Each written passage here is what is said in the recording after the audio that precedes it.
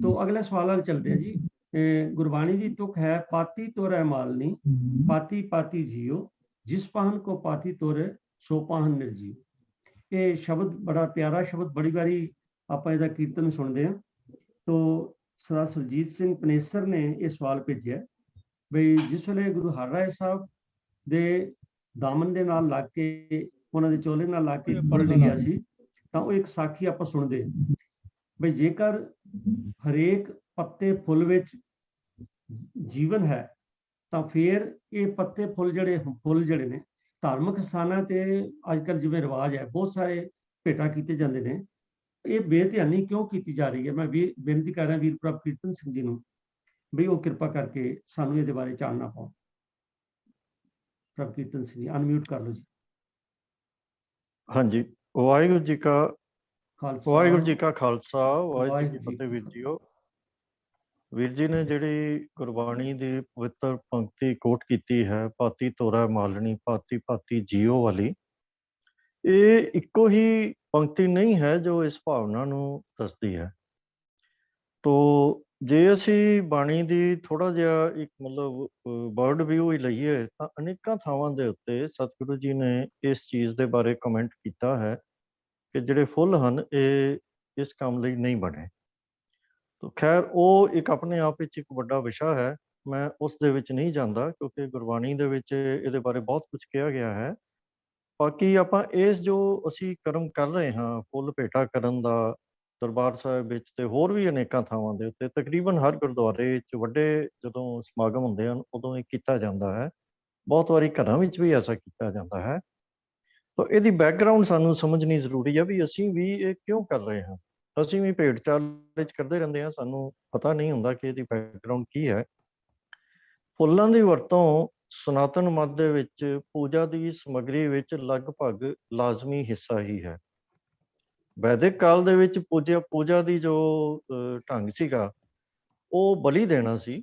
ਆਮ ਤੌਰ ਤੇ ਜਾਨਵਰਾਂ ਦੀ ਬਲੀ ਦਿੱਤੀ ਜਾਂਦੀ ਸੀ। ਸਮੇਂ ਦੇ ਨਾਲ ਇਹ ਹੌਲੀ ਹੌਲੀ ਜਿਉਂ-ਜਿਉਂ ਵਿਚਾਰਵਾਨ ਪੈਦਾ ਹੁੰਦੇ ਗਏ ਇਹ ਬਦਲਦਾ ਗਿਆ ਤੇ ਬਲੀ ਦੇਣ ਦੀ ਥਾਂ ਦੇ ਉੱਤੇ ਯੱਗ ਦਾ ਰੂਪ ਬਣ ਗਿਆ, ਜਿੱਥੇ ਅਗਨੀ ਨੂੰ ਜਲਾ ਕੇ ਵੇਦੀ ਦੇ ਕਿਸਮ ਦੇ ਉਹ ਇੱਕ ਬਣਾ ਕੇ ਹਵਨ ਕੁੰਡ ਬਣਾ ਕੇ ਉਸ ਦੇ ਵਿੱਚ ਹੋਮ ਕੀਤਾ ਜਾਂਦਾ ਸੀ। ਭਾਵ ਕਈ ਵਸਤੂਆਂ ਦੀ ਬਲੀ ਦਿੱਤੀ ਜਾਂਦੀ ਸੀ ਜਿਹੜੀਆਂ ਕਿ ਆਮ ਤੌਰ ਤੇ ਨਿਰਜੀਵ ਵਸਤੂਆਂ ਹੁੰਦੀਆਂ ਸੀ, ਅੰਨ ਤੇ ਇਸ ਕਿਸਮ ਦੀਆਂ।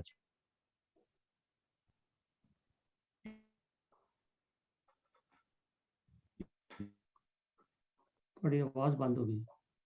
ਮੈਨੂੰ ਲੱਗਦਾ ਕਨੈਕਸ਼ਨ ਹੀ ਕੱਟ ਗਿਆ ਲੱਗਦਾ, ਕਿਉਂਕਿ ਵੀਡੀਓ ਵੀ ਫ੍ਰੀਜ਼ ਸ਼ੁਰੂ ਕੀਤੀ ਸੀ ਕਿ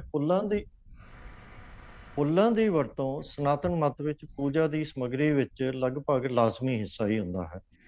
ਤੋ ਵੈਦਿਕ ਕਾਲ ਦੇ ਵਿੱਚ ਪੂਜਾ ਦਾ ਤਰੀਕਾ ਦੇਵਤਿਆਂ ਦੇ ਅੱਗੇ ਜਾਨਵਰਾਂ ਦੀਆਂ ਬਲੀਆਂ ਦਿੱਤੀਆਂ ਜਾਂਦੀਆਂ ਸਨ, ਜੋ ਬਾਅਦ ਦੇ ਵਿੱਚ ਸਮੇਂ ਦੇ ਨਾਲ ਬਦਲਦਾ ਗਿਆ।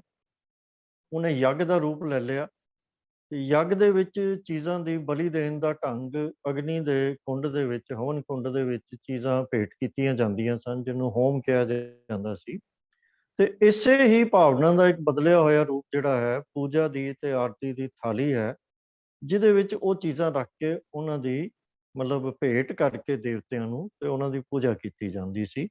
ਇਹਨਾਂ ਦੇ ਵਿੱਚੋਂ ਇੱਕ ਹਿੱਸਾ ਜਿਹੜਾ ਸੀ ਉਹ ਕੰਪਲਸਰੀ ਫੁੱਲਾਂ ਦਾ ਹੁੰਦਾ ਹੈ। ਤੋ ਫੁੱਲਾਂ ਨੂੰ ਭੇਟ ਕਰਨ ਦਾ ਰੰਗ ਬੇਸਿਕਲੀ ਇੱਕ ਆਰਤੀ ਦੇ ਵਿੱਚ ਥਾਲੀ ਦੇ ਵਿੱਚ ਆ ਗਿਆ ਤੇ ਉਸ ਤੋਂ ਬਾਅਦ ਇਹ ਫੁੱਲਾਂ ਦੀ ਮਾਲਾ ਬਣਾ ਕੇ ਦੇਵਤਿਆਂ ਦੀਆਂ ਮੂਰਤੀਆਂ ਦੇ ਉੱਤੇ ਭੇਟਾ ਕਰਨ ਦਾ ਆ ਗਿਆ। ਇਸੇ ਤਰ੍ਹਾਂ ਹੀ ਜਿਵੇਂ ਕਿਸੇ ਵੱਡੇ ਵਿਅਕਤੀ ਦੀ, ਮਹਿਮਾਨ ਦੀ ਜੋ ਸਵਾਗਤ ਕਰਨ ਲੱਗੇ ਆਰਤੀ ਕੀਤੀ ਜਾਂਦੀ ਹੈ, ਉਹਦੇ 'ਚ ਵੀ ਫੁੱਲਾਂ ਦੀ ਮਾਲਾ ਉਹਦੇ ਗਲੇ ਵਿੱਚ ਪਹਿਚਾਣ ਦਾ ਸਿਸਟਮ ਆ ਗਿਆ। ਤੇ ਕਈ ਵਾਰੀ ਜਦੋਂ ਫੁੱਲਾਂ ਦੀਆਂ ਲੜੀਆਂ ਅਵੇਲੇਬਲ ਨਾ ਹੋਣ ਤਾਂ ਫਿਰ ਕੁਝ ਕੁ ਫੁੱਲ ਵੀ ਭੇਟਾ ਕਰ ਦਿੱਤੇ ਜਾਂਦੇ ਹਨ, ਪਰ ਇਹ ਤਕਰੀਬਨ ਲਾਜ਼ਮੀ ਗਿਣਿਆ। ਤੋ ਇਹ ਰਿਵਾਜ ਹੈ ਤਾਂ ਅਸਲ ਦੇ ਵਿੱਚ ਧਾਰਮਿਕ ਕਰਮ ਕਾਂਡ ਦੇ ਵਿੱਚੋਂ ਹੀ ਪੈਦਾ ਹੋਇਆ, ਪਰ ਹੁਣ ਅਸੀਂ ਅੱਜ ਇਹਨੂੰ ਭਾਰਤੀ ਸੱਭਿਆਚਾਰ ਦਾ ਇੱਕ ਹਿੱਸਾ ਮੰਨ ਕੇ ਉਹਨੂੰ ਅਪਣਾਉਣਾ ਸ਼ੁਰੂ ਕਰ ਦਿੱਤਾ ਹੈ। ਭੇਡ ਚਾਲ ਦੇ ਵਾਂਗ ਹਰ ਧਰਮ ਦੇ, ਹਰ ਪਰੰਪਰਾ ਦੇ ਲੋਕ ਜਿਹੜੇ ਹਨ ਉਹ ਇਹਨੂੰ ਅਪਣਾ ਹੀ ਚੁੱਕੇ ਹਨ।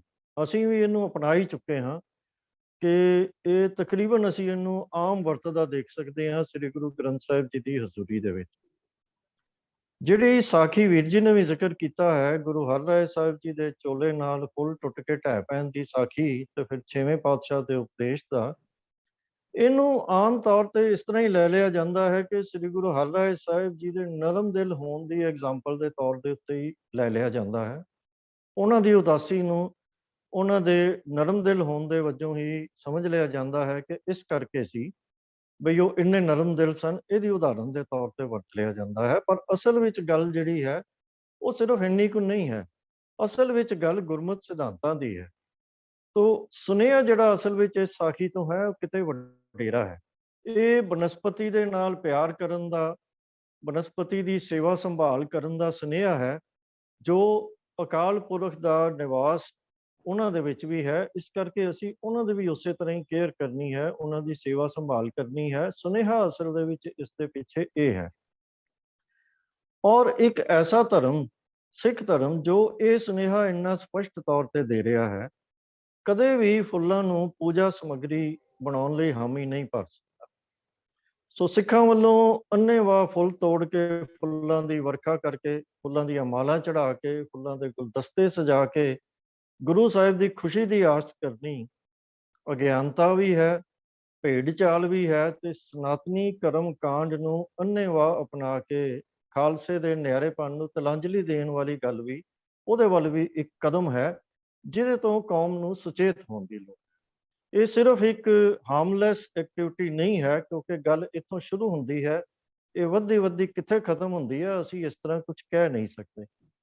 ਜੇ ਫੁੱਲਾਂ ਨੂੰ ਨਾ ਤੋੜਨ ਦੇ ਵਾਸਤੇ ਕੋਈ ਦੱਸਣਯੋਗ ਰਚਨਾ ਮੇਰੇ ਦਿਮਾਗ ਵਿੱਚ ਆ ਰਹੀ ਹੈ ਤਾਂ ਉਹ ਭਾਈ ਵੀਰ ਸਿੰਘ ਜੀ ਦੀ ਹੈ, ਜਿਹਦੇ ਵਿੱਚ ਉਹਨਾਂ ਨੇ ਕਿਹਾ ਹੈ ਕਿ ਡਾਲੀ ਨਾਲੋਂ ਤੋੜ ਨਾ ਸਾਨੂੰ ਅਸਾਂ ਹੱਟ ਮਹਿਕ ਦੀ ਲਾਈ, ਲੱਖ ਗਾਹਕ ਜੇ ਸੁੰਘੇ ਆ ਕੇ ਖਾਲੀ ਇੱਕ ਨਾ ਜਾਈ, ਜੇ ਤੂੰ ਇੱਕ ਤੋੜ ਕੇ ਲੈ ਗਿਓ ਇੱਕ ਜੋਗਾ ਰਹਿ ਜਾਸਾਂ, ਉਹ ਵੀ ਪਲਕ ਝਲਕਦਾ ਮੇਲਾ ਰੂਪ ਮਹਿਕ ਨਸ ਜਾਈ। ਹੁਣ ਇਹ ਰੁਬਾਈ ਜਿਹੜੀ ਹੈ ਉਹਨਾਂ ਦੀ ਲਿਖੀ ਹੋਈ ਗੁਰਮਤਿ ਫਲਸਫੇ ਦੀ ਬੜੀ ਸਹੀ ਤਰਜਮਾਨੀ ਕਰਦੀ ਹੈ। ਪਰ ਇਸ ਦਾ ਇੱਕ ਦੂਜਾ ਪੱਖ ਵੀ ਹੈ ਕਿ ਭਾਈ ਵੀਰ ਸਿੰਘ ਜੀ ਆਪ ਫੁੱਲਾਂ ਦੇ ਬੜੇ ਪ੍ਰੇਮੀ ਸਨ। ਅੰਮ੍ਰਿਤਸਰ ਦੇ ਵਿੱਚ ਉਹਨਾਂ ਦਾ ਬਗੀਚਾ ਅੱਜ ਵੀ ਮੌਜੂਦ ਹੈ, ਜਿਹਦੇ ਵਿੱਚੋਂ ਉਹਨਾਂ ਦੇ ਸਮੇਂ ਤੋਂ 2 ਗੁਲਦਸਤੇ ਹਰ ਰੋਜ਼ ਦਰਬਾਰ ਸਾਹਿਬ ਦੇ ਵਿੱਚ ਫੁੱਲਾਂ ਦੇ ਭੇਟਾ ਕੀਤੇ ਜਾਂਦੇ। ਇਹ ਰਵਾਇਤ ਅੱਜ ਵੀ ਬਦਸਤੂਰ ਚੱਲ ਰਹੀ ਹੈ। ਹੁਣ ਅਜਿਹੇ ਕਵੀ ਵੱਲੋਂ ਹੋਣਾ ਜਿਸਨੇ ਆਪ ਇਹ ਉੱਪਰ ਲਿਖੀ ਕਵਿਤਾ ਲਿਖੀ ਹੈ, ਇਹ ਸਾਡੀ, ਆਪਾਂ ਇਉਂ ਕਹਿ ਲਈਏ ਕਿ ਸਾਡੀ ਦੁਬਦਾ ਭਰੀ ਅੱਜ ਦੀ ਅਵਸਥਾ ਦੀ ਜਿਹੜੀ ਹੈ ਇੱਕ ਮਤਲਬ ਲਿਵਿੰਗ ਐਗਜ਼ਾਮਪਲ ਹੈ ਕਿ ਅਸੀਂ ਆਪਣੇ ਗੁਰਮਤਿ ਸਿਧਾਂਤਾਂ ਦੇ ਪ੍ਰਤੀ ਵਾਕਿਫ ਹੁੰਦੇ ਹੋਏ ਵੀ ਅਸੀਂ ਕਿੰਨੇ ਦੁਬਦਾ ਭਰੀ ਸਾਡੀ ਵਰਤਾਵਾ ਹੈ। ਅਰਦਾਸ ਅਸੀਂ ਇਹੀ ਕਰ ਸਕਦੇ ਹਾਂ ਸਤਿਗੁਰੂ ਜੀ ਅੱਗੇ ਕਿ ਆਪ ਮਿਹਰ ਕਰੋ, ਇਸ ਬਾਰੇ ਕੌਮ ਨੂੰ ਸਮਤ ਬਖਸ਼ੋ ਤੇ ਸਹੀ ਨਿਰਣੇ ਕੀਤੇ ਜਾਣ। ਇਹ ਨਾ ਸਿਰਫ ਕਰਮਕਾਂਡੀ ਰਵਾਇਤ ਹੀ ਹੈ, ਕੌਮੀ ਪੈਸੇ ਦੀ ਇਹ ਅਸਲ ਵਿੱਚ ਹੋ ਰਹੀ ਦੁਰਵਰਤੋਂ ਹੀ ਹੈ, ਜਿਹਦਾ ਕਿ ਸਕੇਲ ਹੁਣ ਪਿੱਛੇ ਜੇ ਕੁਝ ਸਮੇਂ ਤੋਂ ਜਿਵੇਂ ਕਿ ਸੁਣਨ ਪੜ੍ਹਨ ਨੂੰ ਮਿਲਦਾ ਹੈ ਸਾਨੂੰ, ਇਹ ਬਹੁਤ ਹੀ ਜ਼ਿਆਦਾ ਹੋ ਗਿਆ ਹੈ, ਜਿਹਦਾ ਕੋਈ ਅੰਤ ਨਹੀਂ ਰਹਿ ਗਿਆ। ਔਰ ਇਹ ਜਿਹੜਾ ਪੈਸਾ ਇਸ ਕੰਮ ਲਈ ਵਰਤਿਆ ਜਾ ਰਿਹਾ ਹੈ, ਇਹਦੀ ਵਰਤੋਂ ਸਮਾਜ ਭਲਾਈ ਦੇ ਕਾਰਜਾਂ ਵਿੱਚ ਹੋਣੀ ਚਾਹੀਦੀ ਹੈ, ਜੋ ਕਿ ਗੁਰਮਤਿ ਦਾ ਸਾਡਾ ਪ੍ਰਮੁੱਖ ਸਿਧਾਂਤ ਹੈ, ਜਿਹੜਾ ਕਿ ਵੰਡ ਛਕੋ ਦਾ ਸਿਧਾਂਤ ਹੈ। ਇਹ ਉਸ ਕੰਮ ਲਈ ਇਸ ਮਾਇਆ ਦੀ ਵਰਤੋਂ ਹੋਣੀ ਚਾਹੀਦੀ ਹੈ। ਇਹ ਸਤਿਗੁਰੂ ਜੀ ਨੂੰ ਪ੍ਰਸੰਨ ਕਰਨ ਦਾ ਕੋਈ ਢੰਗ ਨਹੀਂ ਹੈ, ਤੇ ਨਾ ਹੀ ਸਤਿਗੁਰੂ ਜੀ ਇਸ ਢੰਗ ਨੂੰ ਪ੍ਰਵਾਨ ਕਰ ਸਕਦੇ ਹਨ, ਜਿਵੇਂ ਕਿ ਗੁਰੂ ਹਰਿਰਾਏ ਸਾਹਿਬ ਜੀ ਦੀ ਸਾਖੀ ਤੋਂ ਇਹ ਸਪਸ਼ਟ ਹੈ। ਇੰਨੀ ਵਿਚਾਰ ਪ੍ਰਵਾਨ ਕਰਨੀ। ਵਾਹਿਗੁਰੂ ਜੀ ਕਾ ਖਾਲਸਾ, ਵਾਹਿਗੁਰੂ ਜੀ ਕੀ ਫਤਿਹ। ਬੜਾ ਸਪਸ਼ਟ ਵੀਰ ਜੀ ਨੇ ਦੱਸਿਆ, ਇੱਕ ਤੇ ਸਾਡੀ ਰਸਮ ਨਹੀਂ ਹੈ, ਤੇ ਦੂਸਰਾ ਇਹ ਕੁਦਰਤ ਦੇ ਨਾਲ ਖਿਲਵਾੜ ਹੈ। ਅੱਜ ਜਿਹੜੀ ਬਹੁਤ ਸਾਰੀ ਗਲੋਬਲ ਵਾਰਮਿੰਗ ਲਈ ਆਪਾਂ ਚਿੰਤਾਤੁਰ ਹਾਂ, ਉਹਦਾ ਵੱਡਾ ਕਾਰਨ ਤੇ ਇਹੀ ਹੈ ਕਿ ਅਸੀਂ ਬਨਸਪਤੀ ਜਿਹੜੀ ਹੈ ਉਹ ਬੇਤਹਾਸ਼ਾ ਦਰਖਤ ਜਿਹੜੇ ਨੇ ਉਹ ਤੋੜੇ ਜਾ ਰਹੇ ਨੇ ਔਰ ਮਿਸਯੂਜ਼ ਹੋ ਰਹੇ ਨੇ, ਜਾਂ ਗਲਤ ਮਤਲਬ ਵੀ ਤਰੀਕੇ ਨਾਲ ਹੋ ਰਹੇ, ਜਿਹਦੇ ਨਾਲ ਜੇ ਇੱਕ ਪਾਸੇ ਤਾਂ ਜਨਸੰਖਿਆ ਵੱਧ ਰਹੀ ਹੈ, ਦੂਜੇ ਪਾਸੇ ਇਹ ਦਰਖਤ ਜਿਹੜੇ ਨੇ, ਬਨਸਪਤੀ ਜਿਹੜੀ ਹੈ ਉਹਦਾ ਏਰੀਆ ਘੱਟ ਰਿਹਾ। ਤੋ ਜਿੱਥੋਂ ਤੱਕ ਸਾਡੀਆਂ ਇਹੋ ਜਿਹੀਆਂ ਸੋ ਕਾਲਡ ਰਸਮਾਂ ਬਣ ਗਈਆਂ ਨੇ, ਇਹਦੇ ਤੇ ਧਿਆਨ ਦੇਣ ਦੀ ਲੋੜ ਹੈ। ਔਰ ਸਭ ਤੋਂ ਜ਼ਿਆਦਾ ਸਹਾਈ ਹੋ ਸਕਦੇ ਨੇ ਗੁਰਦੁਆਰਾ ਪ੍ਰਬੰਧਕ ਕਮੇਟੀਆਂ, ਚਾਹੇ ਉਹ ਆਮ ਸ਼ਹਿਰਾਂ ਦੇ ਗੁਰਦੁਆਰੇ ਹੋਣ ਜਾਂ ਇਤਿਹਾਸਕ ਗੁਰਦੁਆਰੇ ਹੋਣ, ਕਿਉਂਕਿ ਅੱਜ ਦੇਖਣ 'ਚ ਆਇਆ ਕਿ ਜਿੱਥੇ ਵੀ ਸੰਗਤ ਜ਼ਿਆਦਾ ਜਾਂਦੀ ਹੈ, ਉੱਥੇ ਬਹੁਤ ਸਾਰਿਆਂ ਗੁਰਦੁਆਰਿਆਂ ਸਾਹਿਬ ਦੇ ਨਾਲ ਜਾਂ ਨੇੜੇ ਇਹ ਫੁੱਲਾਂ ਦੇ ਜਾਂ ਫੁੱਲ ਦੇ ਹਾਰਾਂ ਦੀਆਂ ਦੁਕਾਨਾਂ ਜਿਹੜੀਆਂ ਨੇ ਬਣਦੀਆਂ। ਜੇਕਰ ਕਿਸੇ ਪ੍ਰਬੰਧਕ ਨਾਲ ਗੱਲ ਕੀਤੀ ਜਾਏ ਕਈ ਵਾਰੀ ਤਾਂ ਕਹਿੰਦੇ ਜੀ ਕੀ ਕਰੀਏ, ਸੰਗਤ ਆਪਣੀ ਮਰਜ਼ੀ ਕਰਦੀ ਹੈ, ਅਸੀਂ ਰੋਕ ਨਹੀਂ ਸਕਦੇ। ਪਰ ਮੇਰੀ ਬੇਨਤੀ ਹੈ ਕਿ ਜਿਸ ਤਰ੍ਹਾਂ ਵੱਡੇ ਵੱਡੇ ਜੋ ਇਸ ਇਤਿਹਾਸਕ ਸਥਾਨ ਨੇ, ਉੱਥੇ ਤੇ ਸੁਣਨ ਚ ਆਇਆ ਬਕਾਇਦਾ ਉਹ ਦੁਕਾਨਾਂ ਜਿਹੜੀਆਂ ਜਾਂ ਕਿਰਾਏ ਤੇ ਦਿੱਤੀਆਂ ਜਾਂਦੀਆਂ ਜਾਂ ਠੇਕਾ ਦਿੱਤਾ ਜਾਂਦਾ। ਘੱਟੋ ਘੱਟ ਇਹ ਤਾਂ ਮਨਾ ਕਰ ਸਕਦੇ ਨੇ। ਤੇ ਦੂਸਰੀ ਗੱਲ ਇਹ ਹੈ ਕਿ ਜਿਹੜੀ ਗੱਲ ਇੱਕ ਹੋਰ ਵੀ ਆਪਾਂ ਅਸੀਂ ਉਹਨੂੰ ਸਾਨੂੰ ਮੰਨਣੀ ਚਾਹੀਦੀ ਹੈ ਕਿ ਇਹੋ ਜਿਹੀਆਂ ਚੀਜ਼ਾਂ ਨੂੰ ਅਸੀਂ ਖੋਲ ਕੇ ਪ੍ਰਚਾਰ ਹੀ ਨਹੀਂ ਕਰ ਸਕੇ ਕਿ ਇਹ ਰਸਮਾਂ ਸਾਡੀਆਂ ਨਹੀਂ, ਸਾਨੂੰ ਕਿਉਂ ਨਹੀਂ ਕਰਨੀਆਂ ਚਾਹੀਦੀਆਂ। ਜਿਵੇਂ ਅੱਜ ਵੀਰ ਜੀ ਨੇ ਦੱਸਿਆ, ਇਸ ਗੱਲ ਨੂੰ ਪ੍ਰਚਾਰਨ ਦੀ ਲੋੜ ਹੈ।